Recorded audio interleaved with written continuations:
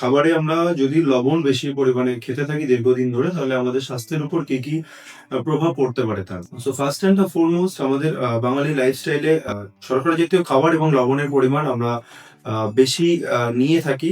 সেক্ষেত্রে আমাদের ডায়াবেটিস এবং হাইপারটেনশন দুটো রোগেরই খুব সম্ভাবনা থাকে।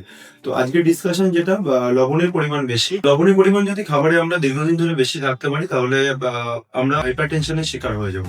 অর্থাৎ আমাদের যে নর্মাল ব্লাড প্রেশার থাকা উচিত, তার থেকে ব্লাড প্রেশার আমাদের নিত্যদিনে অনেক বেশি হয়ে যাবে।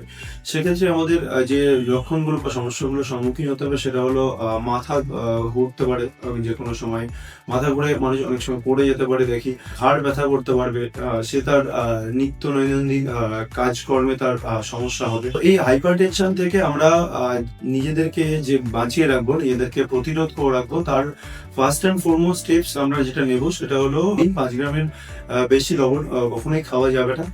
তার থেকে যতটা কম রাখা যায় লবণের পরিমাণ আমাদের নিত্য দৈনন্দিন খাবারে, ততই আমাদের স্বাস্থ্যের প্রতি সেটা ভালো হবে। এবং রেগুলার চেক আপে থাকা, প্রেশার, নিজের ব্লাড প্রেশার মাসে একবার বা 15 দিনে একবার মাপানো এবং মেপে দেখা সেটা 130 বা 80 নিচে থাকছে কিনা। তার যদি উপরে যায়, সাথে সাথে আমাদের কনসালটেন্টের সাথে কনসাল্ট করা সে বিষয়ে। সেকেন্ড পয়েন্ট যেটার উপর গুরুত্ব দেবো, যে এই খাবারে লবণের পরিমাণ যদি আমরা কন্ট্রোল না করি, যদি আমরা হাইপারটেনশন হওয়ার পরেও যদি সেটাকে কারেক্ট করার না চেষ্টা করি, তাহলে এই হাইপারটেনশন কিন্তু আমাদের হার্ট ডিজিজের দিকে ঠেলে দেবে। সেক্ষেত্রে আমাদের পরবর্তীকালে হার্টের বিভিন্ন হৃদরোগের বিভিন্ন রকম সমস্যা দেখা দিতে পারে, হার্টের ভালভের সমস্যা দিতে পারে হার্টের।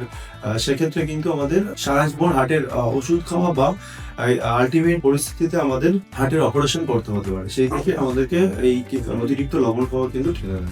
নমস্কার।